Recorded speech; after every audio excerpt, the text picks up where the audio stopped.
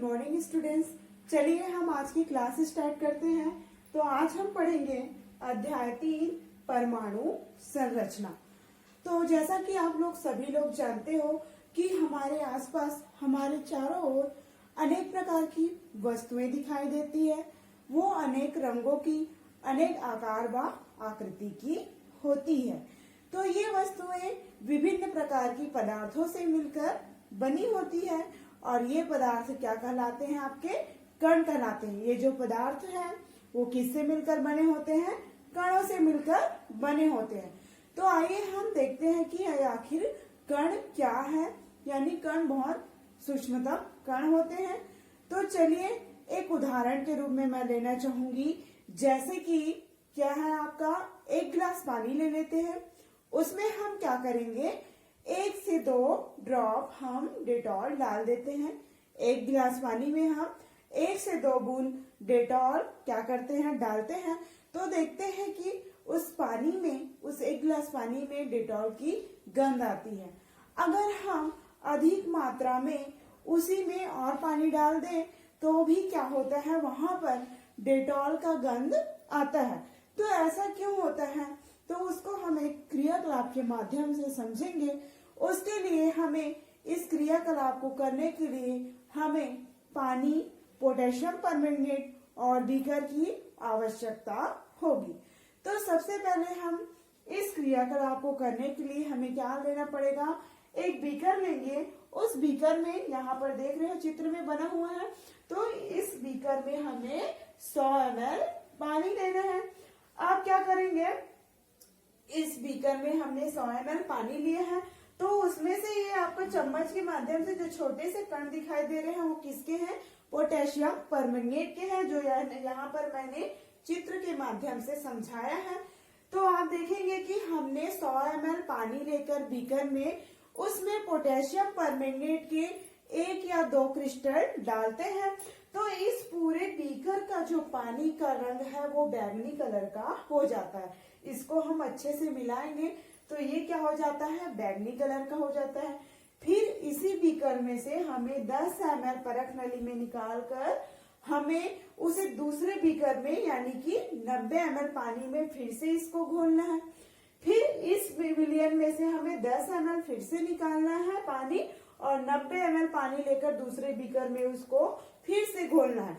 तो इस प्रकार से इस प्रक्रिया को 5 से 8 बार हमें दोहराते रहना है। मतलब 5 से 8 बार हम करके देखेंगे तो देखेंगे कि ये जो क्या है, हम इस प्रयोग या क्रियाकलाप से निष्कर्ष निकलेगा, हमें ये दिखाई देगा कि जो पोटेशियम परमैंगनेट का 1 या 2 क्रिस्टल जो छोटा सा है, यानी बहुत ही सूक्ष्मतम कण है, जो अधिक मात्रा में पानी को रंगने के लिए क्या है? पर्याप्त है। यानी पोटेशियम परमैंगनेट का छोटा सा क्रिस्टल, यानी उसको हम और अधिक उसको नहीं तोड़ सकते। उस छोटे से क्रिस्टल से क्या होता है, बहुत अधिक मात्रा में पानी को रंगा जाता है। यानी वो बहुत अधिक पानी को रंगने के लिए पर्याप्त होता है पोटेशियम परमैंगनेट का छोटा सा क्रिस्टल।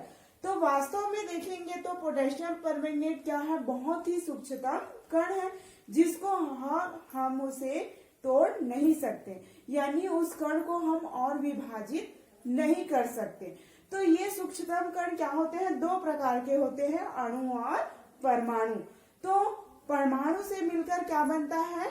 अणु बनता है। ठीक है, अणु जो है वो किससे मिलकर बना होता है? परमाणुओं से मिलकर अणु बनता है। अगला जो हमारा टॉपिक है वो क्या है? परमाणु की कहानी कितनी पुरानी और कितनी नई है।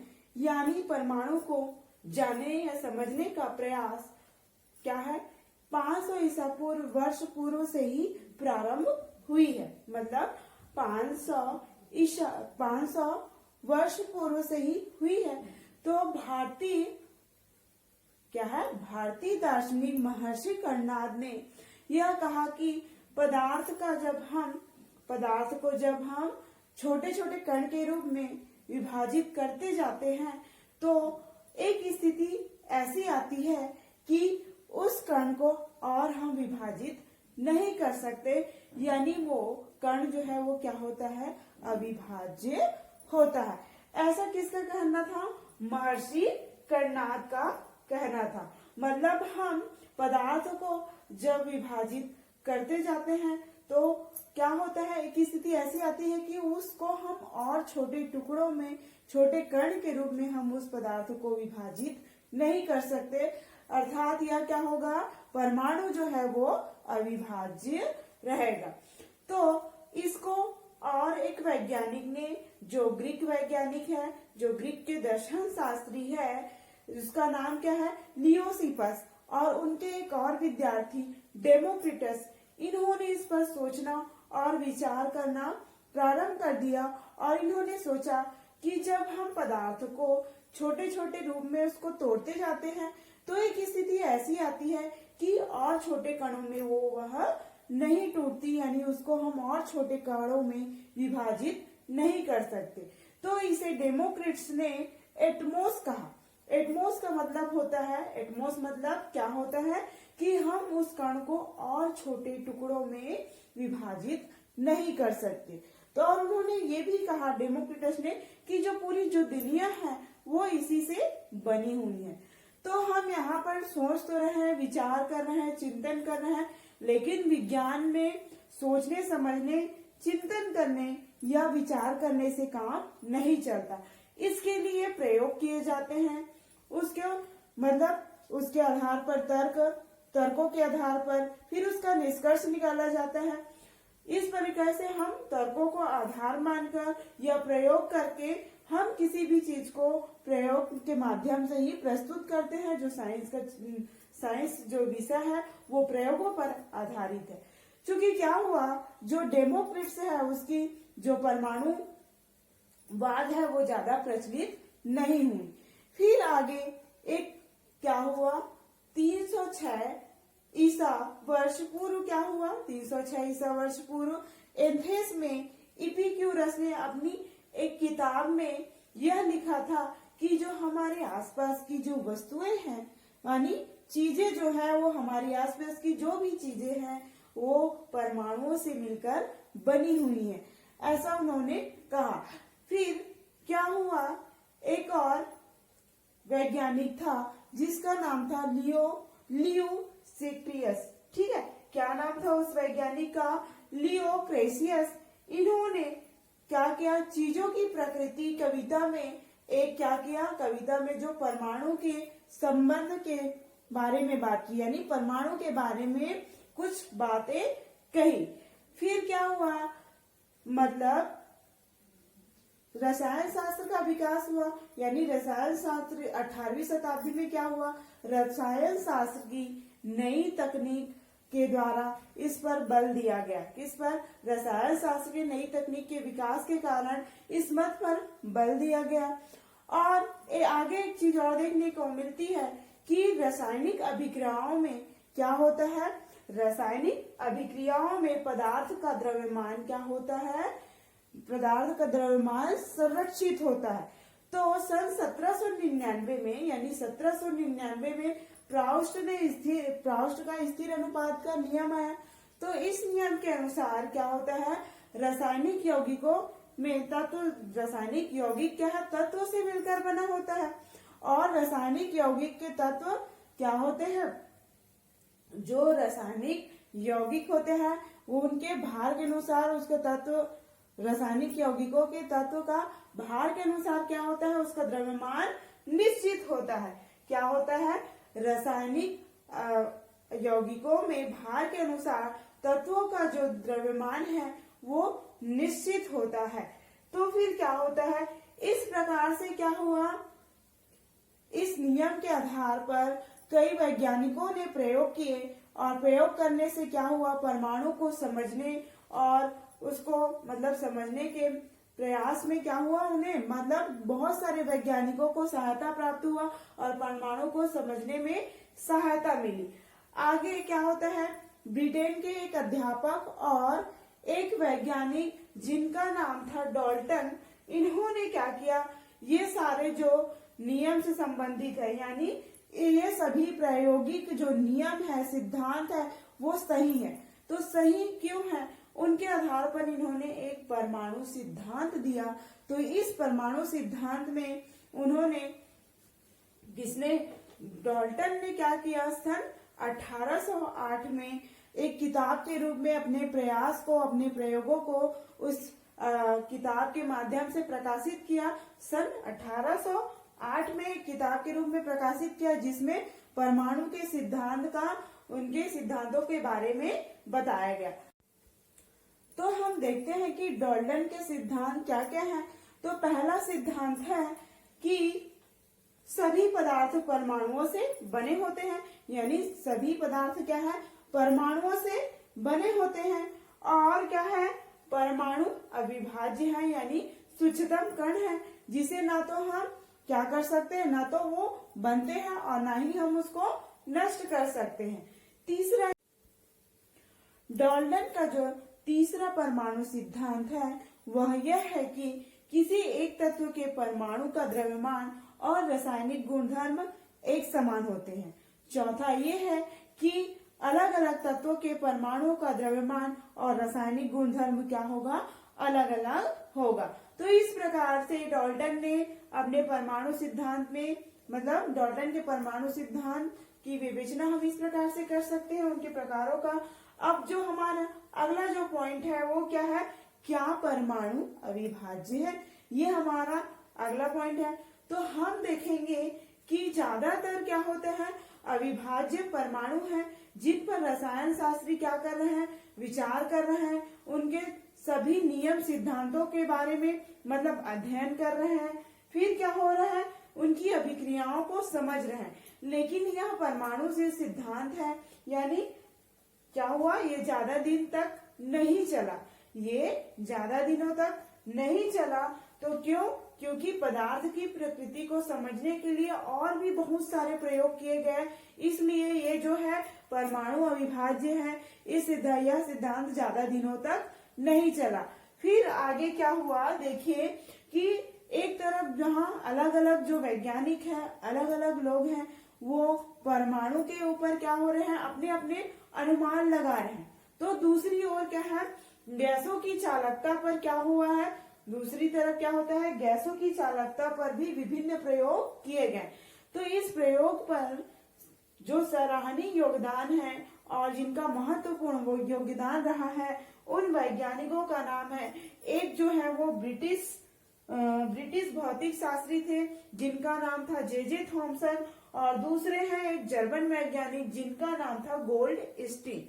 ये गोल्डस्टीन जो जर्मन वैज्ञानिक हैं और जे थॉमसन है, इनका इस प्रयोग पर महत्वपूर्ण योगदान रहा है। किस पर, गैसों की चालकता पर जो प्रयोग किए हैं उन पर इनका विशेष महत्वपूर्ण योगदान रहा है।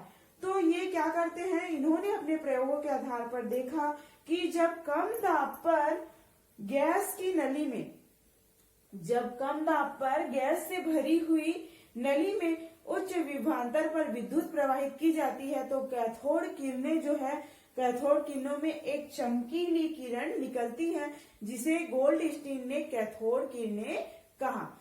फिर बाद में इसका क्या किया, अलग अलग प्रयोग करके देखे, अलग अलग स्थितियों पर इनका प्रयोग किया, जिसको हम अभी चित्र के माध्यम से समझेंगे। गैसों की चालकता पर विभिन्न प्रयोग किए गए, उन पर जो महत्वपूर्ण योगदान देने वाले वैज्ञानिक जैसे जे थॉमसन और गोल्डस्टीन, इन्होंने बहुत ही महत्वपूर्ण योगदान दिया था।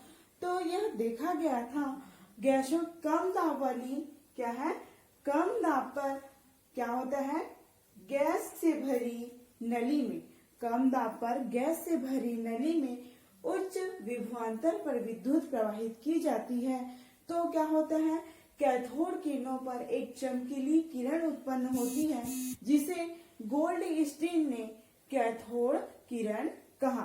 फिर बाद में इस पर बहुत प्रयोग किए गए, मतलब अलग अलग स्थितियों पर इनका अलग अलग प्रयोग किया। तो एक और वैज्ञानिक जिनका नाम था सुस्टर, तो सुस्टर नामक वैज्ञानिक ने इन कैथोड किरणों के मार्ग पर दो धात्विक प्लेटें लगा दी, दो धात्विक प्लेटें लगवा दी और उनके बीच जब विभवांतर उत्पन्न किया गया, यानी वो दो धात्विक प्लेटें, एक कैथोड और दूसरा एनोड लगा दिया। शुस्टर नामक वैज्ञानिक ने क्या किया, इन कैथोड किरणों के मार्ग पर दो धात्विक प्लेटें कैथोड और एनोड को लगवाया। फिर उन धात्विक प्लेटों के बीच विभवांतर, मतलब जब उन पर विभवांतर उत्पन्न किया गया तो यह देखा गया कि जब कैथोड किरण उस मार्ग से होकर गुजरती है तो धनात्मक जो प्लेटें हैं वो एनोड की ओर मुड़ जाती है। तो इस प्रकार से यह सिद्ध होता है कि जो कैथोड होती है वो क्या होती है, ऋण आवेशित होती है। यानी ये क्या होती है, कैथोड जो है वो ऋण आवेशित होती है। एक बार और देखिए इसमें, इस पर बाद में क्या हुआ, अलग अलग प्रयोग, अलग अलग स्थितियों पर इन पर प्रयोग किया गया बाद में। तो शुस्टर नामक वैज्ञानिक ने क्या किया, कैथोड किरण के मार्ग पर क्या है, दो धात्विक प्लेटें कैथोड और एनोड को लगवाया। उनके बीच जब विभवांतर उत्पन्न किया गया तो देखा गया कि जो धनात्मक प्लेटें थी वो एनोड की ओर मुड़ जाती है। तो इससे, इस प्रयोग से यह सिद्ध होता है कि जो कैथोड किरणें होती है वो क्या होती है, ऋण आवेशित होती है। फिर आगे जाकर थॉमसन ने क्या किया, कैथोड किरणों के द्रव्यमान और उनके आवेश की गणना की। क्या किया, कैथोड किरणों के द्रव्यमान और उनके आवेशों की गणना किए। तो इनसे क्या हुआ कि कैथोड किरणें किसी भी पदार्थ की बनी होती है, उनकी जो प्रकृति है, कणों की जो प्रकृति है वो क्या होती है, एक जैसी होती है। जो कैथोड किरणों की प्रकृति होती है वो एक जैसी होती है। इन्होंने इसे इलेक्ट्रॉन का नाम दिया, जिसमें इलेक्ट्रॉन में क्या होता है, ऋण आवेशित होते हैं। फिर इन्हें क्या किया, इलेक्ट्रॉन की खोज के लिए सन 1906 में नोबेल पुरस्कार मिला। अगला जो हमारा टॉपिक है वो क्या है, गोल्डस्टीन और कैनाल किरणें। तो एक तरफ जहां कैथोड किरणों की खोज हुई, वहीं दूसरी ओर मतलब 1886 में गोल्डस्टीन नामक वैज्ञानिक ने धनात्मक किरणों की खोज की, जिन्हें उन्होंने एनोड और कैनाल किरण कहा। तो गोल्डस्टीन के प्रयोगों के आधार पर अवलोकन किया गया कि जो कैनाल किरणें होती हैं वो धन आवेशित कणों से बनी होती है और उनकी जो प्रकृति है वो ट्यूब में भरी गैस पर निर्भर करती है। उन्होंने यह भी देखा कि जो एनोड से प्राप्त आवेश और द्रव्यमान क्या होते हैं, अलग अलग होते हैं। और यह निष्कर्ष निकाला कि, क्या निष्कर्ष निकाला कि यह किरण ट्यूब में भरी गैस के आयनीकरण से उत्पन्न होते हैं। तो इस प्रकार से गोल्डस्टीन और कैनाल किरण के जो टॉपिक है वो कंप्लीट होता है। आगे हम देखते हैं, आगे जो हमारा टॉपिक है वो क्या है, थॉमसन का परमाणु मॉडल। क्या है, थॉमसन का परमाणु मॉडल। जो हमारा पॉइंट है वो क्या है, थॉमसन का परमाणु मॉडल। तो जे थॉमसन का प्लम पुडिंग मॉडल के अनुसार क्या है, जो परमाणु के धनात्मक आवेश हैं वो क्या होते हैं, धन आवेश एक बादल के समान रहता है। ठीक है, वो क्या है, धनात्मक आवेश एक बादल के समान रहता है और जो ऋणात्मक आवेश है वो उस बादल में यहाँ वहां धसे रहते हैं, उसी प्रकार रहते हैं। इसको हम एक और उदाहरण के माध्यम से अच्छे से समझेंगे कि थॉमसन का परमाणु मॉडल, जैसे कि क्या है, तरबूज आप लोग जानते ही होंगे। तो तरबूज के अंदर का जो हिस्सा है वो पूरा क्या होता है, लाल रहता है। फिर वहां लाल रहता है, फिर कहीं कहीं पर बीज पाए जाते हैं। तो इस थॉमसन का परमाणु मॉडल को हम उसी तरीके से अच्छे से समझेंगे। तो तरबूज के जो अंदर का लाल वाला हिस्सा है, यानी वो पूरा क्या होगा, आपका धनात्मक आवेश वाले होंगे, और जो बीज होंगे काले काले रंग का वो क्या होगा, आपका ऋण आवेशित होगा। तो इस प्रकार से ये थॉमसन का परमाणु मॉडल है, जिसको हम तरबूज के उदाहरण द्वारा अच्छे से समझ सकते हैं। तो एक बार और देखिए, जे थॉमसन का प्लम पुडिंग मॉडल के अनुसार परमाणु का जो धनात्मक आवेश है वो बादल की तरह, मतलब बादल सा फैला रहता है उसका परमाणु का धनात्मक आवेश, और जो ऋणात्मक आवेश होते हैं, ऋणात्मक कण जो होते हैं वो उस बादल में यहाँ वहां धसे रहते हैं, जिसको हम तरबूज के उदाहरण के द्वारा समझेंगे। जैसे तरबूज में क्या होता है, तरबूज के अंदर का पूरा हिस्सा लाल कलर का होता है, वो आपका क्या है, धनात्मक आवेश है, और बीच में जो कहीं कहीं पर बीज पाए जाते हैं जो बिखरे रहते हैं वो ऋणात्मक आवेश होते हैं। तो इस तरीके से आज की क्लास में बस इतना ही, आगे का जो टॉपिक है वो हम नेक्स्ट क्लास में पढ़ेंगे। तब तक के लिए थैंक यू।